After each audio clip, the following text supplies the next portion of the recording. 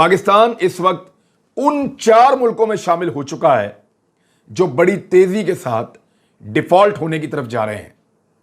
यानी 4 ऐसे मुल्क हैं दुनिया में जो तेजी से डिफॉल्ट होने की तरफ जा रहे हैं। मैं उन मुल्कों का आपके सामने नाम रख देता हूं और पाकिस्तान चौथे नंबर पे मौजूद है। ये पाकिस्तान की तारीख में कभी नहीं हुआ। पाकिस्तान ने कभी इतना बुरा वक्त नहीं देखा, इतना बुरा माशी सूरत हाल पाकिस्तान में कभी विटनेस नहीं की गई जो ये अब की है। मैंने आपके सामने तस्वीर पेश की सर, इस वक्त जो हालात हैं पाकिस्तान के, वो जो डॉलर है वो मैंने आपको बता दिया कि किस जगह पर पहुंच चुका है और कहा यह जा रहा है कि एक मर्तबा फिर हम दिवालिया या सॉवरेन डेट भी कहते हैं उसको, वो आप जब आपके पास इनफ पैसे नहीं हैं आपकी ट्रेजरी में वो अदा करने के लिए जो भी स्केड्यूल पेमेंट है तो उसमें आप डिफॉल्ट में ही होते हैं। दूसरा वो कहते हैं कि इंडिया के साथ तजारत करो, बॉर्डर्स खोलो। खतरा तो है अगरचे, वो करीब करीब उसके आपको रखेंगे। अच्छा, लोग कह रहे हैं कि एटमी प्रोग्राम का भी मुतालबा करेंगे। वो अगर आप ये मुतालबे मान लेंगे तो उसके बाद करेंगे।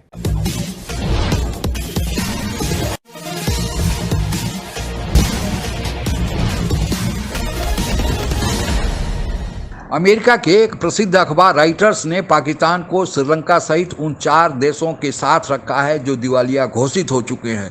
राइटर्स के इस एक खबर ने पूरे अंतर्राष्ट्रीय जगत में तहलका मचा दिया है, क्योंकि पाकिस्तान के पास एटॉमिक पावर भी है, एटॉमिक हथियार भी है। अब यह कहा जा रहा है कि पाकिस्तान पर यह दबाव बढ़ेगा कि वह अपना परमाणु हथियार सौंप दे, नहीं तो यह गलत व्यक्तियों के हाथ पड़ सकता है। पाकिस्तान इन सब के लिए भारत को ही जिम्मेवार मान रहा है। हकीकत क्या है समझते हैं। मनफी हो गई है, और मनफी होने के अलावा एक और बहुत बुरी खबर है, वो मैं आपके सामने रख देता हूं।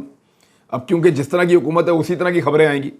रॉयटर्स के मुताबिक पाकिस्तान इस वक्त उन 4 मुल्कों में शामिल हो चुका है जो बड़ी तेजी के साथ डिफॉल्ट होने की तरफ जा रहे हैं। यानी 4 ऐसे मुल्क हैं दुनिया में जो तेजी से डिफॉल्ट होने की तरफ जा रहे हैं। मैं उन मुल्कों का आपके सामने नाम रख देता हूं और पाकिस्तान चौथे नंबर पे मौजूद है। श्रीलंका ये तो डिफॉल्ट हो चुका है और उसका तो सत्यानाश हो गया है, वो चार्ट में उसको तो बाहर निकालें आप। उसके बाद घाना एक मुल्क है, वो 53% तक पहुंच गया है। इजिप्ट 44% तक पहुंच गया है, मिस्र यानी। और ज़ैम्बिया ये 41 और पाकिस्तान 40% तक पहुंच चुका है। अब पाकिस्तान से बेहतर कौन से मुल्क हैं पता है आपको? कीनिया, नाइजीरिया, लाओस, और यानी वो बहुत अजीब अजीब मुल्क हैं और बहुत ही ऐसे मुल्क जिनके बारे में आप नाम लेते हैं कि वो कहत ज़दा मुल्क हैं। मैंने आपके सामने तस्वीर पेश की सर, इस वक्त जो हालात हैं पाकिस्तान के, वो जो डॉलर है वो मैंने आपको बता दिया कि किस जगह पर पहुंच चुका है और कहा यह जा रहा है कि एक मर्तबा फिर हम दिवालिया से आप देखते हैं वो आता रहता है। लेकिन इस दफा जो सिचुएशन है उसमें एक बात बहरहाल तय है कि इस वक्त पाकिस्तान जो डिपेंड कर रहा है आईएमएफ पे, और आईएमएफ पे हुक्मरानों ने बार बार ये कहा है, प्राइम मिनिस्टर जो इस वक्त सिटिंग हैं और जो इससे पहले गुजरे हैं इमरान खान साहब, उन्होंने भी कि अगर हमारी डील नहीं होती आईएमएफ के साथ तो हमारे पास कोई रास्ता नहीं बचता है सिवाय डिफॉल्ट के। तो इस बात को आप इस तरह समझें कि प्रैक्टिकली जो है ना वो पाकिस्तान डिफॉल्ट में ही है। यानी जब डिफॉल्ट का मतलब अगर लोग नहीं समझते तो ये दूसरी बात है। डिफॉल्ट का मतलब होता है इनएबिलिटी टू पे द लोन।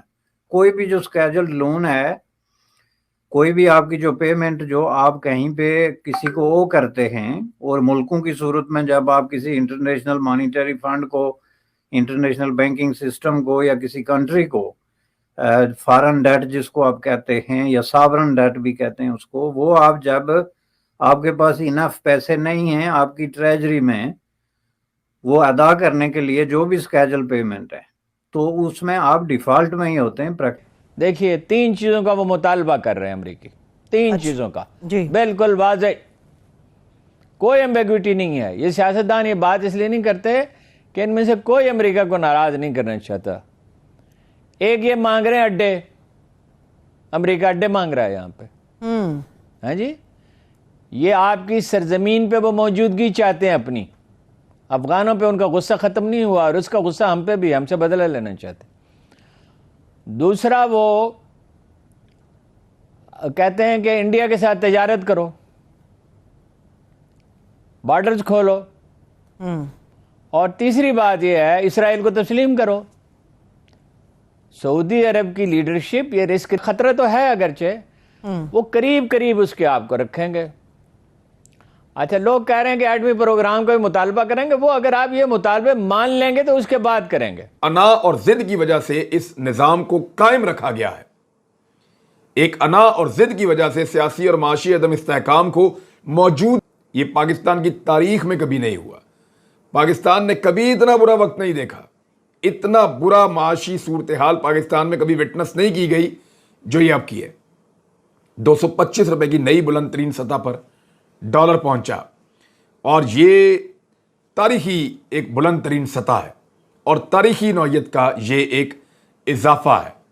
और इसके अलावा जो है वो स्टॉक मार्केट भी बैठ गई बहुत बुरी तरह, शदीद मंदी का रुझान, और बाहर से पैसे भी लिए इस बुनियाद पे, और असल लोन जो है वो ना सिर्फ वहीं का वहीं है बल्कि एक नाकाबिले बर्दाश्त सिचुएशन जो है वो पाकिस्तान की इकानमी के लिए वो क्रिएट कर चुका है, जिसकी वजह से अब ये नौबत आ गई है कि जिस मुल्क का प्राइम मिनिस्टर ये कहे कि पाकिस्तान ने अपने को आर्थिक दलदल में इस तरह धंसा लिया है कि पाकिस्तान का अब इससे उबरना मुश्किल है, क्योंकि दिनों दिन पाकिस्तान पर कर्ज बढ़ रहा है। लेकिन वहाँ के नेतागण, वहाँ की सेना के प्रमुख जो हमेशा सत्ता में दखल भी देते हैं, उनको इसकी फिक्र नहीं, उनको केवल फिक्र है कि कौन देश कितना कर्ज देता है। पाकिस्तान अपने को यह समझ लिया है कि वह ऐसा एक महत्वपूर्ण देश है, मुस्लिम दुनिया में एकमात्र ऐसा देश है जिसके पास एटॉमिक पावर है, जिसकी भौगोलिक स्थिति ऐसी है कि दुनिया की जिम्मेवारी है कि पाकिस्तान को चलाए।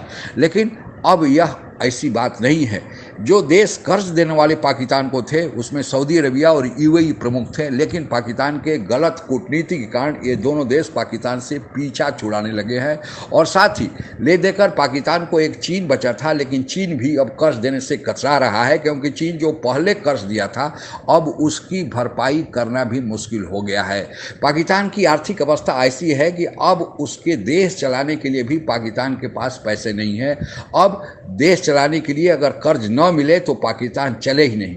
और इन सब के बीच पाकिस्तान में राजनीतिक अस्थिरता, इमरान खान और शहबाज शरीफ में कौन प्रधानमंत्री रहेगा, अभी तक रस्सा कस्सी चल रहा है। कहने को तो शहबाज शरीफ प्रधानमंत्री बन गए हैं, लेकिन उनकी कुर्सी जाती रही है। इसके बाद कट्टरपंथ पाकिस्तान में इस तरह बढ़ रहा है कि अब वहाँ के प्रधानमंत्री इमरान खान से लेकर शहबाज शरीफ सभी लगता है कि मौला मौलवी हो गए हैं। वे मदीने की रियासत बनाने में लगे हैं, लेकिन इसका मकसद क्या है यह किसी को पता नहीं है।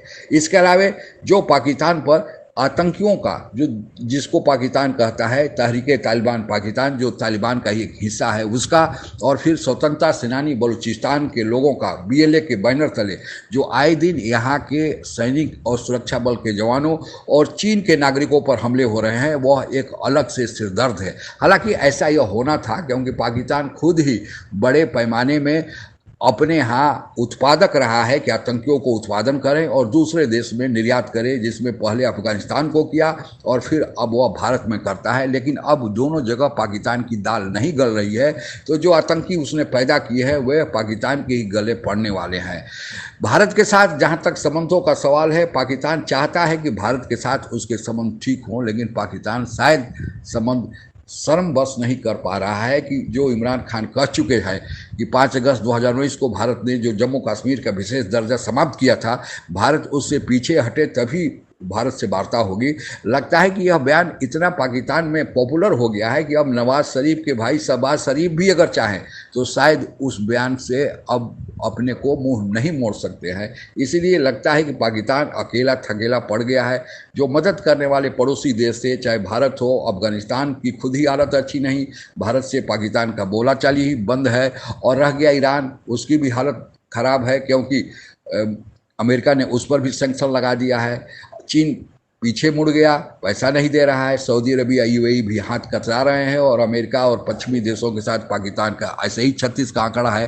तो अब लगता है कि यह जो दिवालियापन है, यह इसकी से भी आगे बदतर स्थिति पाकिस्तान की होने वाली है और इसके लिए पाकिस्तान ही के जो नेतागण है और सैनिक शासक वर्ग है वही जिम्मेवार है। आज के लिए बस इतना ही। जय हिंद। आप अगर हमसे जुड़ा रहना चाहते हैं तो कृपया मेरे चैनल को सब्सक्राइब करें तथा बेल आइकन भी दबा दें ताकि नई वीडियो की जानकारी तुरंत आप तक पहुंच जाए।